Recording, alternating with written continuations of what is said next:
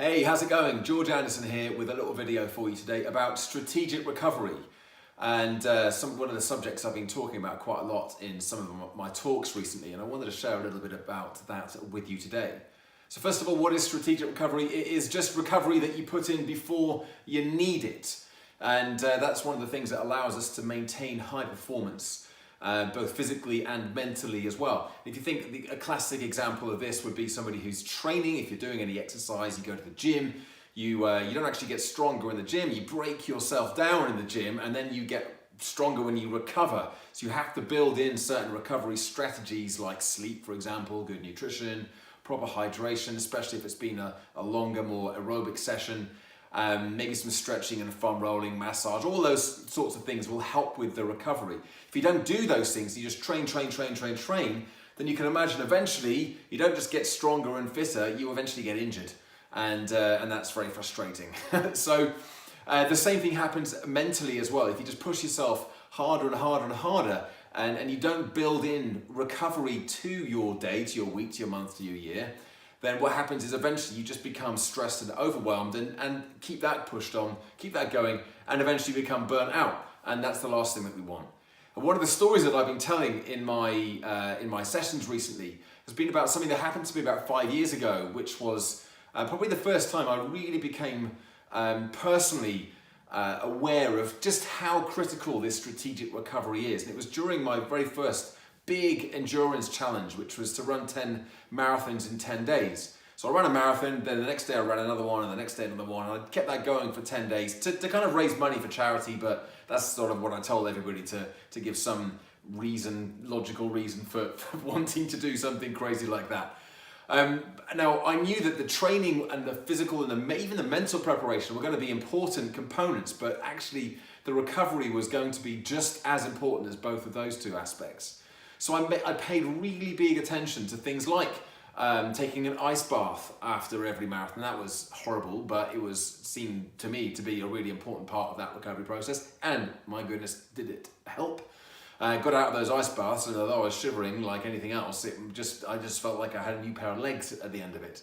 So those ice baths, great nutrition, making sure I drank plenty of water every single day, not just during the runs, but afterwards as well. I was having physio, foam rolling, stretching. I was getting to bed at a good time as well. I took care of myself in between each run so that I could get up the next morning and go and run another marathon.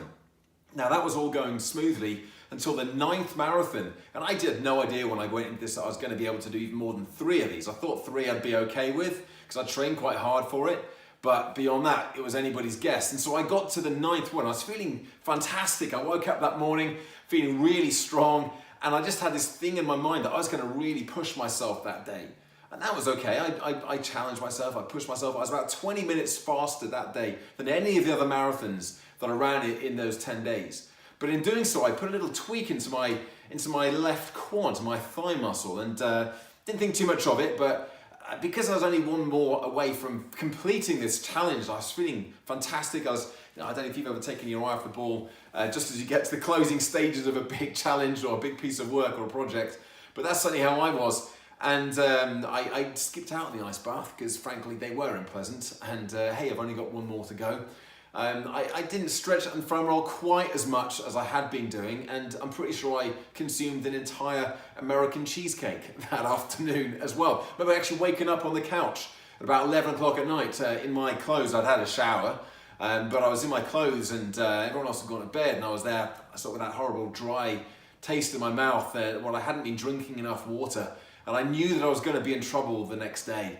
And sure enough, the next day came around. It was the day of the 10th marathon, and it was the most painful 4.5 or however long it was hours of my life. In fact, the first hour was okay, but then this thigh just swelled up, and I was in all sorts of problems. And I was recording some videos of myself as I was going around, and started off all jolly japes. Yeah, almost finished. This is going to be great fun. And then it got quite dark, actually, in some of those videos that I recorded of myself. And I actually admitted there and then on the video that it was because of my lack of discipline with my recovery strategies that had got me to this physical state that I was currently in. And that really was, I made it to the end, but if that had been 11 marathons in 11 days, there is no way that I would have managed to complete that challenge. And it really was the first time that I realized the crucial role that recovery has to play in continuous and sustained high performance. I could keep going, but as soon as I took my eye off the ball with my recovery, it all started to fall apart. And it comes down to discipline, because actually sometimes we don't feel like recovering. We feel like we've got to keep pushing. We haven't got the time to take a step back and take 10 minutes to go for a walk instead of spending all day in front of the computer, or to do some stretching and mobilizing first thing in the morning. We don't have time to prepare good, nutritious meals to eat. But because we don't have the time, we don't make the time because we're not prioritizing those things, then eventually, it's not an immediate thing, but eventually we start to shift across into this stress and overwhelm zone, and that becomes more of a problem.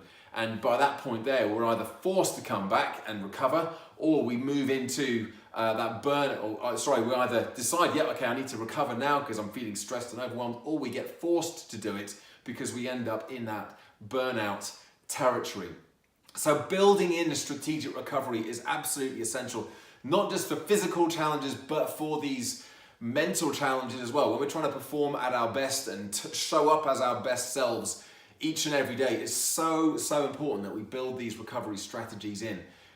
Looking after our physical well-being is a way of looking after our mental well-being and performance as well. So have a think about what you can do on a daily basis to start building more strategic recovery into your life. It doesn't have to take a long time, but things you can do that will easily be implementable and will have that knock-on effect to actually how you feel and how you perform on an ongoing basis.